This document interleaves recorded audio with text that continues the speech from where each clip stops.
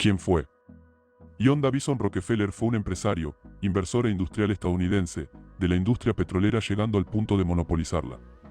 Formó parte del grupo de empresarios conocido como «varones ladrones», nombre despectivo hacia los hombres de negocios estadounidenses, de la Edad Dorada, de 1870 a 1891, de la industria en los Estados Unidos, cuyo éxito le llevó a ser el hombre más rico de su época. Su fortuna alcanzó los 810.912 millones de dólares de hoy ajustado a la inflación. Infancia. John Davison Rockefeller nació en Litchfield, Nueva York, el 8 de julio de 1839, en una familia de clase media descendiente de inmigrantes alemanes. Su madre, Elisa, era una mujer muy organizada y dedicada a atender a su familia, y su padre, William Avery Rockefeller, un vendedor ambulante. John contaba con 5 hermanos. De su madre heredó no solo el físico, sino también la estricta moral calvinista, además de muchos de los principios básicos de su vida, entre ellos el orden y la dedicación. John Davison demostró ser desde muy joven inteligente y aplicado. Se mudó con su familia a Cleveland, Ohio, donde su padre había conseguido una mejor oportunidad de trabajo. Allí estudió en varios colegios públicos. Ya desde muy joven Rockefeller mostró gran interés por los negocios. De hecho, recolectaba piedras para pintarlas y luego venderlas a sus compañeros, cuyos pagos depositaba en un frasco azul, que él mismo denominó más tarde como su primera caja fuerte, que guardaba celosamente en su habitación, logrando, a la larga, amasar la pequeña fortuna de $50, $1.505 de hoy, que para la época representaba una suma de dinero considerable. Rockefeller recordaba posteriormente que fue entonces cuando pudo aprender una de las lecciones más valiosas de su vida, cuando un día un amigo de su padre fue a su casa a pedirle un préstamo para saldar un par de deudas que estaban a punto de vencer. Su padre no tenía el dinero, pero él sí, y acordó prestárselo con un interés del 7%. Rockefeller se sorprendería posteriormente cuando, al cabo de un año, recibió una suma monetaria muy superior a la que había dado originalmente. De allí en adelante, todas sus ganancias serían contabilizadas en una libreta llamada el registro A y comenzó a fundamentar la mentalidad que lo llevaría a triunfar años más tarde. Carrera. A los 16 años termina el colegio comercial y obtiene su primer empleo en una empresa de corredores y comerciantes en granos, donde trabajó con general beneplácito sin fijarse en horarios. Por la noche, en la cama, repasaba mentalmente las operaciones financieras del día, tratando de descubrir en qué podría haber obtenido mejores ganancias. Ya ganaba $600 anuales, $18.065 de hoy, pero cuando le negaron un aumento de $200, decidió instalar un negocio por cuenta propia. Tenía ahorrados $800, $24.087 de hoy, pero aún le faltaban otros $1.000, $30.109 de hoy, para crear su primera firma de corretaje. Su padre se los adelantó con un interés anual del 10%, hasta que alcanzara la mayoría de edad. Así fundó, con su socio M.B. Clark, la firma Clark y Rockefeller, que obtuvo, en el primer año, beneficios por $4.000, $120.437 de hoy, y en el segundo cuadruplicó la suma. Pero a pesar de la gran cantidad de dinero que ganaba, no se sentía complacido, pues deseaba llegar mucho más lejos y estaba decidido a lograrlo. Inicio de negocio petrolífero. El estallido de la Guerra Civil en 1861 fue la llave de su fortuna. Al igual que muchos norteños acaudalados que evitaron el combate, Rockefeller contrató a soldados sustitutos para que ocuparan su lugar en el ejército, y dio dinero a la causa de la Unión.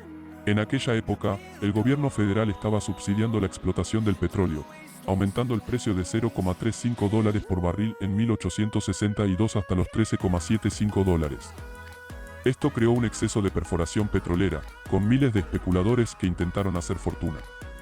La mayoría fracasó, pero los que encontraron petróleo ni siquiera tuvieron que ser eficientes. Hacían agujeros en el suelo y recogían el petróleo como podían, haciendo que arroyos y ríos fluyeran con el petróleo desperdiciado en vez de con agua. Existía un mercado para el petróleo refinado en forma de queroseno. El carbón se había utilizado previamente para extraer queroseno, pero su tedioso proceso de extracción y su alto precio impidieron su uso generalizado. Incluso con los altos costos del transporte de carga y un impuesto del gobierno durante la Guerra Civil, el gobierno impuso un impuesto de 20 centavos por galón al petróleo refinado. Las ganancias de la venta del producto refinado eran grandes. El precio del petróleo refinado en 1863 era de alrededor de $13 por barril, con un margen de beneficio de alrededor de $5 a $8 por barril. Los gastos de capital para una refinería en ese momento eran pequeños, entre $1 y $1,5 por barril, y requerían solo unos pocos hombres para operar. En este ambiente de auge derrochador, los socios cambiaron del comercio de alimentos al del petróleo, construyendo una refinería en 1863 en The Flats, más adelante en la floreciente área industrial de Cleveland. La refinería era propiedad directa de Andrews, Clark y Company, que estaba compuesta por Clark y Rockefeller, el químico Samuel Andrews y los dos hermanos de M.B. Clark. El negocio petrolero comercial estaba entonces en su infancia.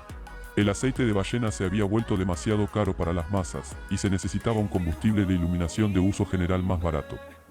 Mientras que otras refinerías transformaban un 60% del petróleo en queroseno, arrojando el 40% restante en ríos y grandes balsas de lodos, Rockefeller siguió siendo tan económicamente eficaz como siempre, utilizando la gasolina para alimentar la refinería y vendiendo el resto como aceite lubricante, vaselina y cera de parafina y otros subproductos. El alquitrán se utilizaba para pavimentar y la nafta se enviaba a las plantas de gasificado. Del mismo modo, las refinerías de Rockefeller contrataron a sus propios instaladores de tuberías, reduciendo a la mitad su costo. Los barriles que costaban $2,5 cada uno, terminaron en tan solo $0,96 cuando Rockefeller compró la madera y los hizo construir directamente en su empresa. Al negarse su socio Clark a expandir la firma, le atemorizaba el pasivo de $100,000, decidieron subastar la empresa. El 2 de febrero de 1865, la compañía salió a subasta y las pujas subieron rápidamente. Clark, decidido a quedarse con la firma, ofreciendo $72,000. Pero Rockefeller, imperturbable, respondió con $72,500 y se quedó con la compañía. El negocio, que en adelante se llamaría Rockefeller y Andrews, pasando a ser la mayor refinería de Cleveland, con una capacidad de 500 barriles por día. En 1867, Henry Morrison Flagler se convirtió en socio, y se fundó la firma Rockefeller, Andrews y Flagler. Al año siguiente, con la práctica continua de prestar dinero y reinvertir las ganancias, controlar los costos y usar los subproductos de su actividad, la compañía pasó a poseer 2 refinerías de Cleveland y una subsidiaria de comercialización en Nueva York, y se había convertido en la refinería de petróleo más grande del mundo. La empresa Rockefeller, Andrews y Flagler fue la predecesora de la Standard Oil Company. En aquella época, se decía que John Davison Rockefeller solo tenía que mostrarles a sus competidores su cartera de inversiones y propiedades, para que estos decidieran venderle o negociar con él. De lo contrario podían estar seguros de que Rockefeller se encargaría de quebrarlos y llevarlos a la bancarrota. Después de todo, dejaba muy en clara su visión del negocio con la frase: "La competencia es un pecado, por eso procedemos a eliminarla", refiriéndose a todo el petróleo que desperdiciaban. Ya desde entonces Rockefeller mostraba su mentalidad de hombre de negocios depredador, buscando la expansión de sus empresas, el aumento de sus inversiones y la eliminación progresiva de la competencia a toda costa. El astuto e inteligente empresario haría en el futuro muchas maniobras que reflejarían su visión y en más de una ocasión demostraría su efectividad a la hora de sobreponerse a los demás. Expansión nacional. El siguiente paso de Rockefeller fue negociar en secreto con el ferrocarril tarifas preferenciales, y ese descuento fue un arma esencial para fundar el 10 de enero de 1870 una nueva sociedad, con $1 millón de capital, la Standard Oil, que absorbió a la empresa Rockefeller y Andrews, que venía de una rápida expansión.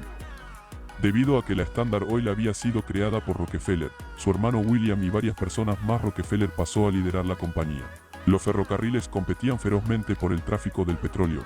En un intento de crear un cártel para controlar las tarifas de flete, formaron la South Improvement Company, ofreciendo ofertas especiales a clientes a granel como la Standard Oil.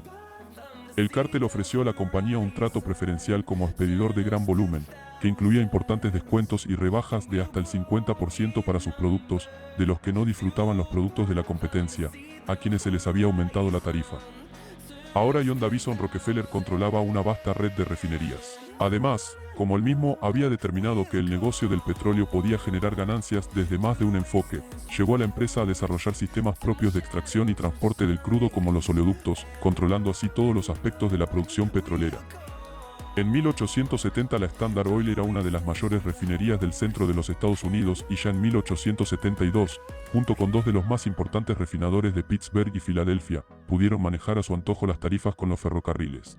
La Standard Oil refinaba 1/4 de toda la producción de petróleo del país, y eliminando paso a paso a la competencia, se convirtió en un poderoso monopolio que refinaba el 95% de la capacidad total de los Estados Unidos. Su equipo directivo estaba formado por un conjunto de los más capaces financieros del país. Todos eran millonarios. Para Rockefeller, la elección del personal siempre había sido un ingrediente importantísimo, elegía a los más capaces y entusiastas. Rockefeller se había convertido en la práctica en el dueño de la industria petrolera de Estados Unidos.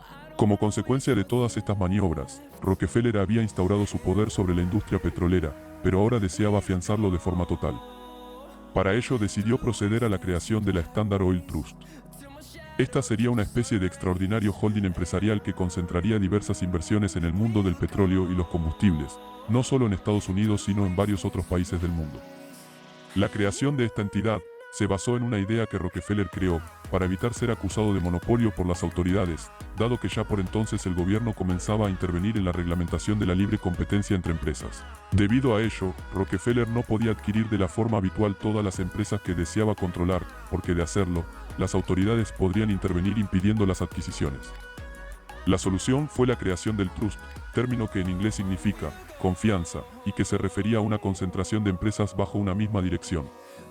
El control legal de las sociedades constituyentes se confería a la Junta de Administradores, cambiándose las acciones de las compañías por los certificados del trust. De esta manera, Rockefeller lograba reunir a distintas empresas bajo una misma dirección central, con la finalidad de ejercer un control de las ventas y la comercialización del petróleo. La idea de Rockefeller se materializó en 1882, creándose así la Standard Oil Trust, que fue el primer monopolio del mundo, abarcando toda la industria petrolera estadounidense, controlando los procesos de extracción, refino, transporte, distribución y venta de todos los productos derivados del 90% de todo el petróleo de Estados Unidos y sosteniendo operaciones, inversiones y actividades en decenas de otros países.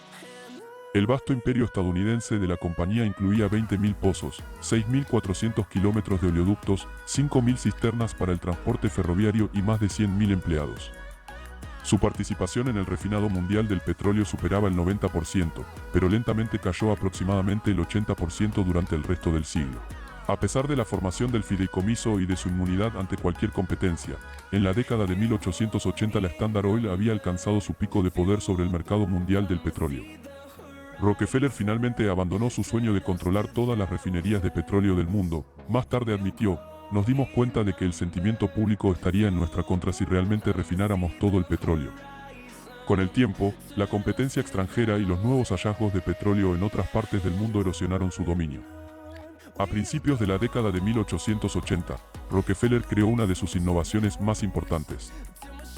En lugar de tratar de influir directamente en el precio del petróleo crudo, la Standard Oil había estado ejerciendo un control indirecto alterando los costos del almacenamiento del petróleo para adaptarse a las condiciones del mercado.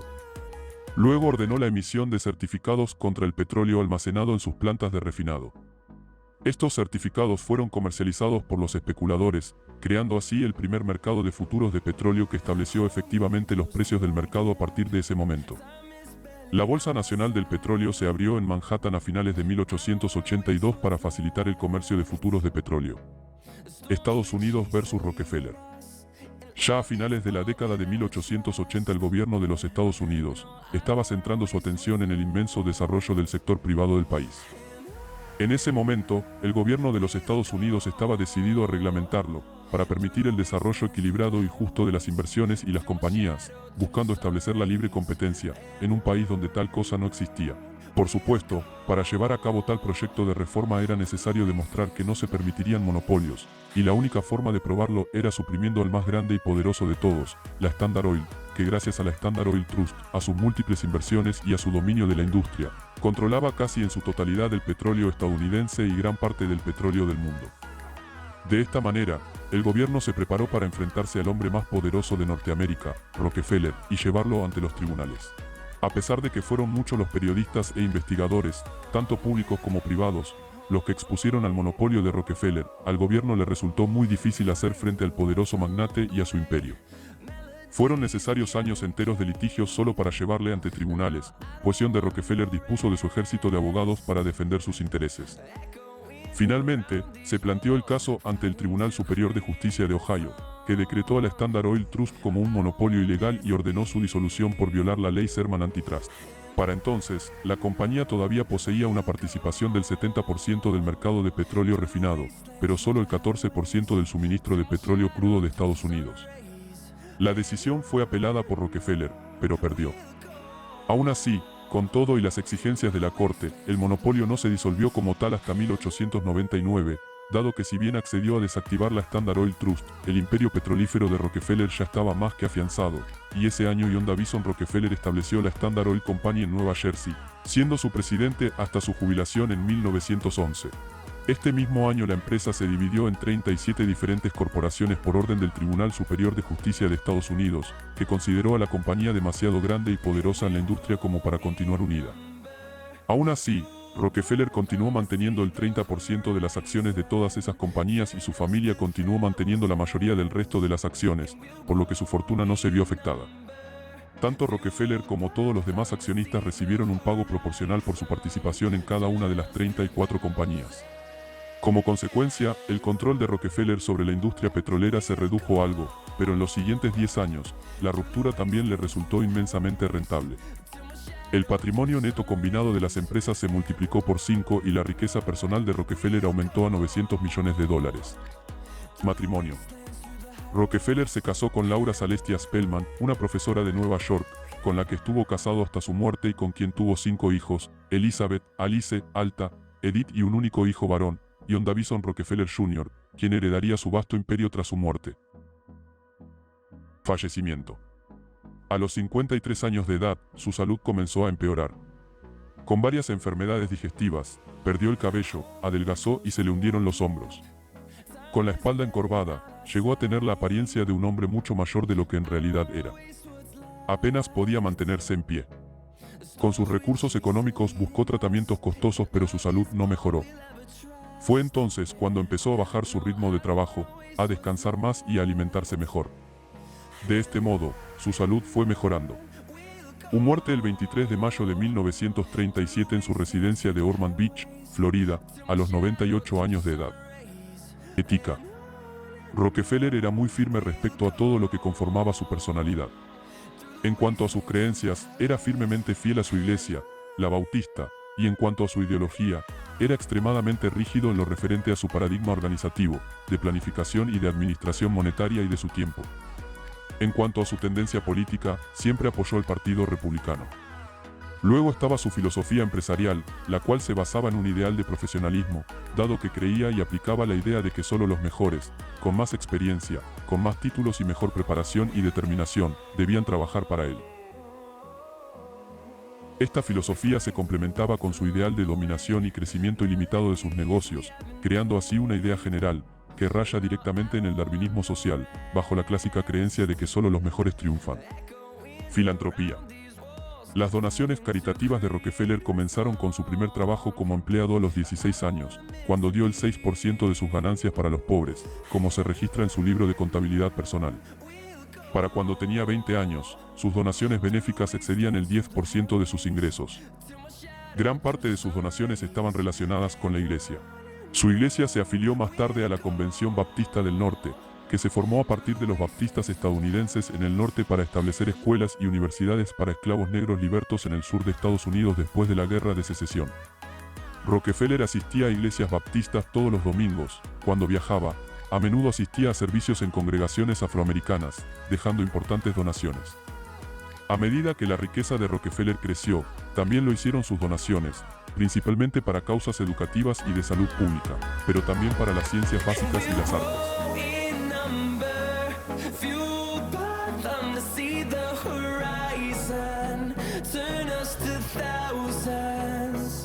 And we'll grow